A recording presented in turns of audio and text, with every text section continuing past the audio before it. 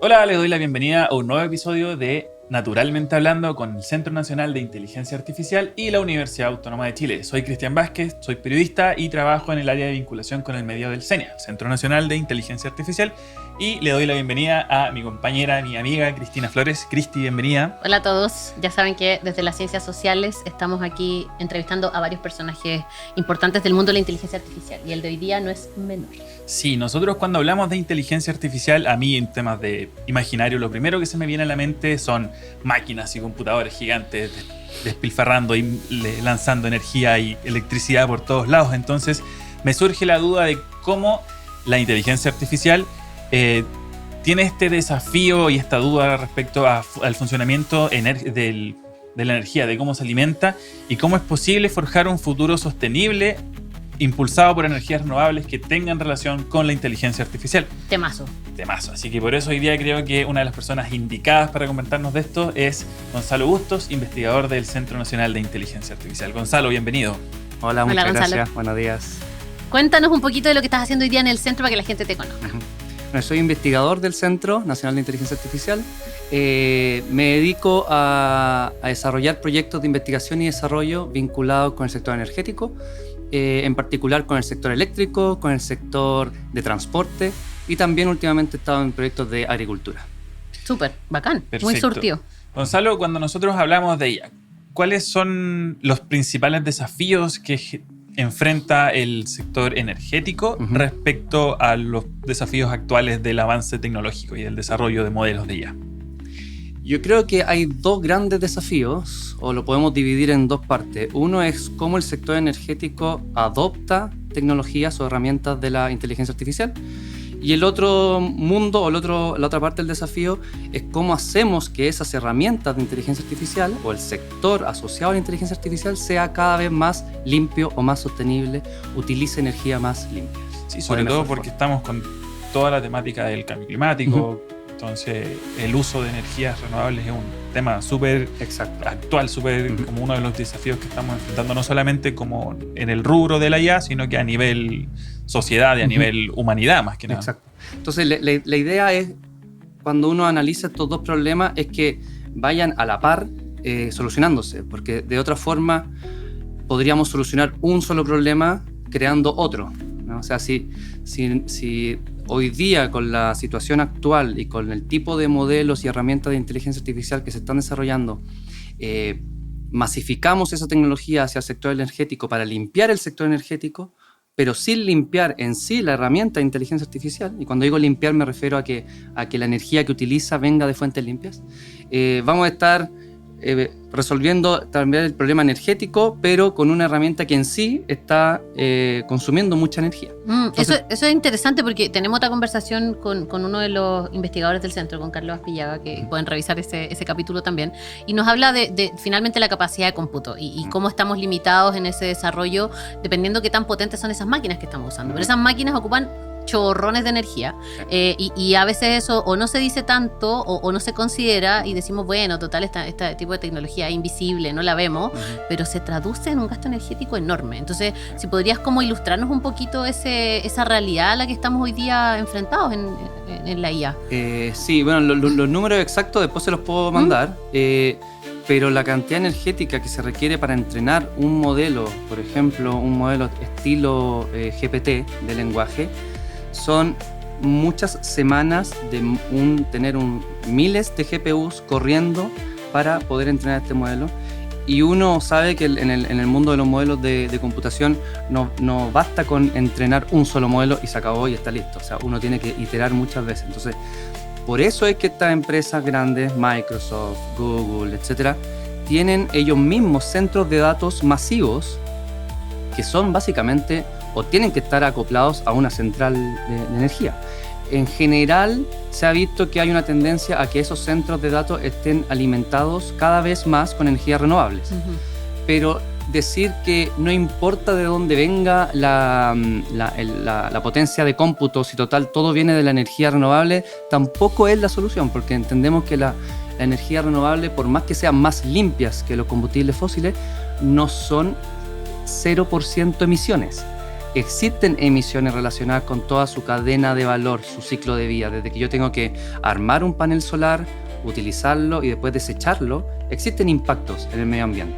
Entonces, hoy día uno ve que existen vertederos gigantes, por ejemplo, de aspas de turbinas eólicas, vertederos gigantes de paneles solares que ya no están siendo utilizados, vertederos gigantes de baterías.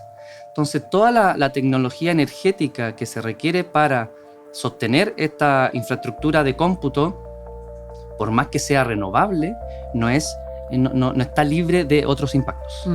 Súper importante ese elemento y súper gráfico además. Sí, de hecho, el imaginar como los cementerios de elefantes de la energía renovable. Sí. Claro, muchas veces es invisibilizado porque cuando hablamos de energía solar, energía eólica, uno dice, necesito sol y viento.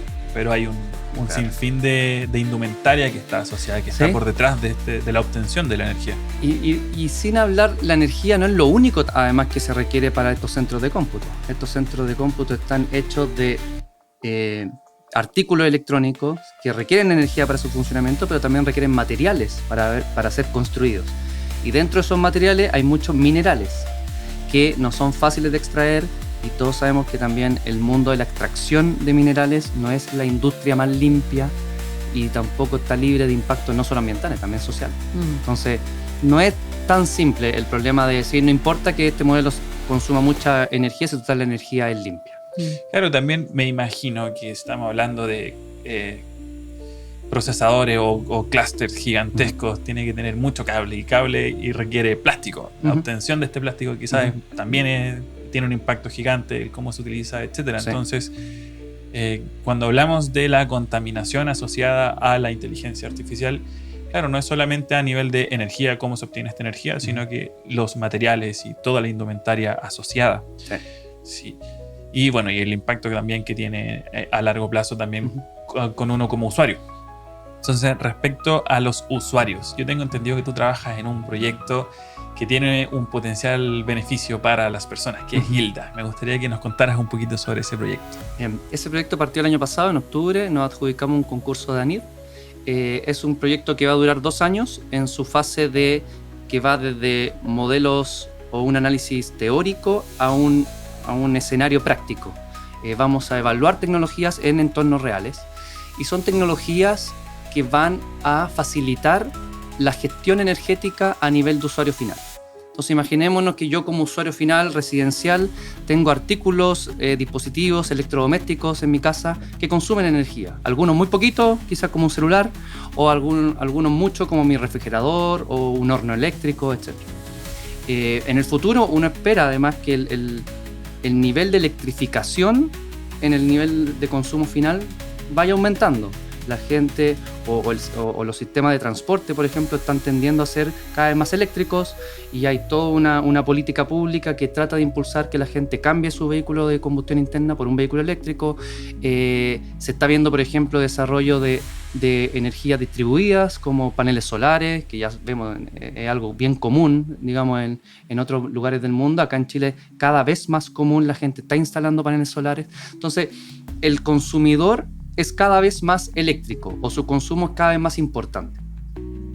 Pero a la vez, por el lado de la generación, estamos tratando de inyectar cada vez más energías renovables que son variables, que no son tan predecibles. Se pueden predecir, pues no tanto como una central hidráulica que yo tengo en mi embalse y yo puedo controlar exactamente la turbina cuánto está generando. En cambio, en el caso eólico depende del viento si está flotando, el caso solar depende si es que no está nublado, ¿cierto? Entonces, esa variabilidad que entra por el lado de la generación y por el lado del consumo, de la demanda, cada vez es más importante. Para el operador del sistema, para el sistema general, es más difícil mantener el equilibrio entre oferta y demanda. Entonces, siempre, tradicionalmente, el consumidor no tiene ninguna opción de participar realmente de este sistema. El usuario, nosotros, con poco consumo, prendemos y apagamos cuando queramos las luces, prendemos y apagamos nuestros equipos y el sistema se tiene que adaptar a nosotros. Pero en un futuro donde la demanda es más importante y la oferta es más variable, la flexibilidad que puede ofrecer el usuario y un grupo de usuarios de manera agregada, asociativa, va a ser cada vez más importante. Entonces nosotros ahora tenemos una opción, si es que la tecnología existe, de participar del mercado y decir, mira, cuando el viento baja o el sol baja, entonces nosotros bajamos también nuestro consumo y ayudamos a que el sistema no entre en una condición de estrés. Es una coordinación directa entre lo disponible y lo utilizable, es como idealmente. Sí, ya, exacto. Okay. Entonces ya está ocurriendo esto en algunos otros mercados, en Chile todavía no, está empezando a ocurrir con consumidores grandes, industriales, que pueden participar, pero nosotros como clientes residenciales no tenemos esa opción. Pero si existieran tecnologías, y esa es la tecnología que estamos tratando de desarrollar en el proyecto Gilda, que es cómo entregamos herramientas que automaticen o faciliten al usuario tomar esas decisiones de cuándo prender o apagar ciertos dispositivos. Porque imagínate una casa donde, no sé, deben haber unos 10 dispositivos o 20 dispositivos. Para que esa persona o ese consumidor pueda realmente ayudar al sistema a mantener este equilibrio, tendría que estar monitoreando constantemente las variables del sistema. Por ejemplo, tendría que yo estar viendo qué centrales se están generando en este momento, para entender si la luz que estamos usando ahora es limpia o no tan limpia. ¿Hay sol inyectando ahora? ¿Hay viento inyectando ahora? ¿Es una central de gas natural, de carbón? Y me imagino que acceder a esa información es súper engorroso para un usuario común y corriente. Sí, está disponible, pero no es fácil, no está directo. Uno puede entrar a la página del Coordinador Eléctrico Nacional, ver la operación, el programa esperado o la operación real con un cierto retardo, y más o menos uno puede estimar que a cierta hora del día la energía es más limpia o la energía es más barata. En nuestro caso tenemos tarifas planas, la mayoría de nosotros, por lo tanto no hay un incentivo a modificar nuestro comportamiento en función de buscar un beneficio económico. El gas se modifica un poco dependiendo verano y invierno, pero claro, lo eléctrico gas. No, el gas, claro, Sí, pero lo eléctrico es lo más bien eléctrico plano. no. Hay ciertos consumos que pueden optar a una tarifa horaria donde en el periodo peak, que le llaman, o potencia punta, es más caro. Por lo tanto, hay un incentivo a reducir tu consumo en esos momentos.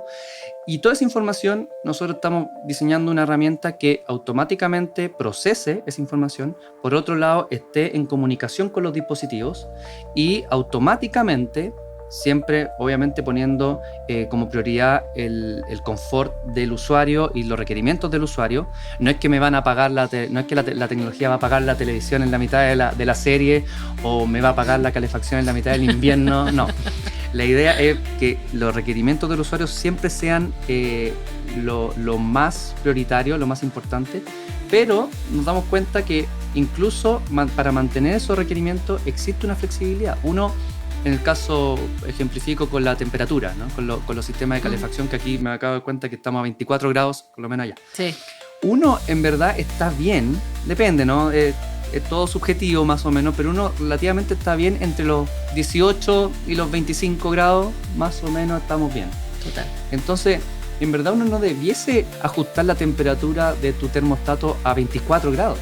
Uno debiese decirle, yo estoy bien entre los 19 y los 24, o entre los 18 y los 22. Y esa flexibilidad temporal, de temperatura, genera esa eficiencia. Genera la posibilidad de que el consumo sea más eficiente, porque yo te puedo cortar la calefacción por minutos. Al mínimo, es un mínimo, no mínimo, un mínimo que tú estableciste como tolerable. Y no te va a afectar mayormente. Quizás hoy un poco más frío, pero todavía estoy bien. O un poco más cálido, pero todavía estoy bien. Oye, pero entonces, en términos como del desarrollo de esta va a ser ¿cómo le decimos? ¿Aplicación? Va a tener una aplicación, okay. Va a tener una página web, va a tener un dispositivo, un hardware, que va a estar tiene que estar en tu casa. No hemos definido exactamente el diseño de ese hardware, pero puede ser algo tan simple como una Raspberry, que es como una especie de computador pequeñito, que lo vamos a armar en una cajita, y esa cajita va a estar en comunicación inalámbrica con ciertos dispositivos. No todos pueden ser comunicados, claro, ¿no? O sea, el refrigerador muy antiguo no tiene esa capacidad, pero lo que uno puede hacer es adaptar y instalar un enchufe entre la pared y el refrigerador que sí tiene conexión Wi-Fi. Entonces, ese aparato sí se comunica con el dispositivo, y ese dispositivo puede tomar la decisión: apaguemos el refrigerador unos minutos en este periodo, y la temperatura del refrigerador interna va a subir un poco, pero dentro de los estándares. de lo establecido por el usuario. Claro, Entonces, que no afecte, por que no ejemplo, afecte los alimentos. exacto. Oye, qué bacán. Básicamente es una manera de acceder a información, ¿cierto? Pero además que se tomen acciones en relación a esa lectura de data de acuerdo a una configuración personalizada que tú establezcas, por Exacto. ejemplo. Ese es como en el mejor de los escenarios. Súper práctico. Y a Que mí tú como- establezcas y que también que te puedan ofrecer el mercado. Sí, claro. Hoy día no existe eso, pero en otros mercados, por ejemplo, a ti te puede llegar una notificación, un mensaje y decir, mañana entre las 5 de la tarde y las 8 de la noche te voy a compensar con créditos o con una tarifa incluso más reducida si es que tú reduces tu consumo. Y hay casos en Inglaterra, por ejemplo, donde gente entra en este programa y sabe que entre las 7 y las 9 de la noche apaga todo lo que pueda pagar y sabe que a fin de mes le va a llegar una compensación en su cuenta. Sí, de hecho, yo iba por ese mismo lado, por la compensación del usuario en términos netamente económicos, de disminuir los microconsumos energéticos. Porque claro, uno de repente puede decir, ya, si desenchufo los dispositivos, da lo mismo, porque son unos pesos o un par de lucas al mes. Pero cuando lo vemos a fin de año, o en 2 años, o en 3 años, realmente puede terminar siendo Sí. un monto significante para uno como usuario Sí. de la tecnología. Sí, hay mucho consumo. Yo me preocupo, como estoy en el tema, digamos, de apagar las zapatillas que puedan ser apagadas o desenchufar ciertas cosas, porque sé que hay un microconsumo, como tú dices, que se va acumulando. Y no solo en el tiempo, sino que instantáneamente, si eso tú lo multiplicas por los 15, 20 millones de usuarios, no sé, en Chile que somos, Ya no es micro. ya no es tan micro. Mm. Entonces, por ahí escuché a alguien que había hecho el cálculo de cuántos megawatts uno podría conectar o desconectar con todas las bombas de piscina en Santiago, en la región metropolitana. Claro. Y son megawatts, es equivalente a una central. Mm. Entonces, en pleno verano, donde están todas las piscinas funcionando, no pasa nada si uno desconecta todas esas bombas por algunos minutos, el agua no se va a echar a perder. Pero ahorras una cantidad. Pero ahorramos claro. una cantidad de energía, ahorramos y ganamos eficiencia. Mm. Porque quizás en esos momentos el sistema, la alternativa es seguir prendiendo centrales a carbón, centrales a gas natural para alimentar esas bombas. Siendo que quizás hay que esperar que pase la nube y esperamos unos minutos, que brille el sol de nuevo. Bueno, y ahora que la energía es más limpia y más barata, ahora sí, ocupemos las bombas. Pero eso no le podemos exigir al usuario que sea capaz de hacerlo. Por eso tiene que haber una tecnología que facilite, que automatice ese proceso. Me gusta. Oye, yo no sé, haciendo un link entre la primera parte de la conversación, que era un poquito más como basada en los gastos reales energéticos que hoy día tenemos con la inteligencia artificial, darle un poquito de realidad y de cosas concretas, versus esta solución donde nos trae un elemento súper práctico a la vida cotidiana. ¿Qué otros ejemplos nos podrías dar en términos de sustentabilidad o medio ambiente, cambio climático, que hoy día la inteligencia artificial puede beneficiar? Sabiendo ya que tenemos este contexto complejo de cómo sí misma funciona, pero ¿qué oportunidades nos entrega hoy día pensando en el contexto de un clima tan complejo? Bueno, en el tema de sustentabilidad climática y energética, que es lo que yo me he especializado, porque también la sustentabilidad abarca otros aspectos, ¿no? Sociales, ambientales, económicos, etc. Pero en el sentido de cómo hacemos que el sistema energético sea más sustentable, incluyendo no solo la electricidad, sino que también el transporte, por ejemplo, que es una de las grandes fuentes de contaminación de gases de efecto invernadero en nuestro país y en el mundo. La inteligencia artificial tiene muchas aplicaciones que han ido evolucionando como ha ido evolucionando la tecnología de la inteligencia artificial, y otras tecnologías adicionales. Por ejemplo, en el caso de ser capaz de monitorear sistemas, muchos de estos sistemas requieren sistemas de procesamiento de imágenes. Entonces uno puede monitorear equipamiento eléctrico con técnicas de visión computacional que hace quizás 20 años no estaban tan disponibles. Uno puede hacer simulaciones que hace también 20 años no estaban disponibles por la capacidad computacional hoy día para evaluar escenarios energéticos que hace 20 años no lo podíamos evaluar. O ahora podemos evaluar muchos más escenarios. Entonces cuando uno incluye herramientas que te dan una capacidad de simular escenarios futuros ficticios o prospectivos, o la palabra que uno le quiera llamar, te da mayor capacidad o herramientas para planificar tus sistemas. Y eso, en el caso del transporte, que en Senia también estamos trabajando en eso bastante hace ya un par de años, estas simulaciones de sistemas de transporte lo que te permiten es evaluar qué pasa si, ¿no? Un escenario de qué pasaría si el transporte público empezara a tomar mayor preponderancia contra el transporte privado. ¿Qué pasaría si electrificamos el transporte público y privado? ¿Qué pasaría si coordinamos, organizamos el transporte de carga, que también representa bastante en términos de emisiones, más desde la pandemia, que todas las compras online y toda la última milla, logística última milla, ha ido creciendo mucho? Ese transporte se puede electrificar, pero no es tan simple como llegar y decir electrifiquemos todo y que pase lo que pase. Hay que evaluar consecuencias de esas acciones. Y una forma de evaluar las consecuencias de esos planes o estrategias es a través de la simulación, porque evaluar eso en el mundo real es casi imposible, es muy costoso. Como micropruebas, como voy a poner en una ciudad, pero finalmente puede ser... Imaginémonos, no sé, digamos, ¿qué pasaría si creamos un anillo en el centro de Santiago donde sea libre de emisiones y solo puedan entrar vehículos eléctricos? No lo podemos hacer en la vida real para probar si funciona o no funciona, porque te puede generar un caos. Una serie de problemas. Una serie de problemas. Entonces, lo que uno hace, lo que estamos haciendo nosotros es tomar datos del sistema de transporte, datos oficiales, datos, por ejemplo, la encuesta de origen-destino, datos de cámaras que están disponibles, datos de uso de suelo. Hay mucho dato urbano que está disponible. Gente que también ocupa las trazas digitales de los movimientos ocupando los celulares. Toda esa información te puede dar una visión de cómo la gente se mueve en la ciudad, cómo la gente toma decisiones de qué tipo de modo de transporte elige, y con eso uno puede generar una especie, no me gusta mucho la palabra, pero de gemelo digital de la ciudad o modelo virtual de la ciudad, y sobre eso uno puede empezar a probar qué pasaría si electrifico esta parte, qué pasaría si instalo puntos de carga en la ciudad, cómo van a ser utilizados. Entonces, respondiendo a tu pregunta, ¿cómo la inteligencia artificial nos está ayudando? Sí nos ayuda, no solo en la operación que le hablaba antes de cómo gestionar mi consumo eléctricos, pero también desde un punto de vista de la planificación. Y eso para mí es súper relevante, porque son herramientas que nos permiten planificar la ciudad y planificar los sistemas energéticos de una manera más sistematizada. Idealmente cometer menos errores. Idealmente cometer menos errores.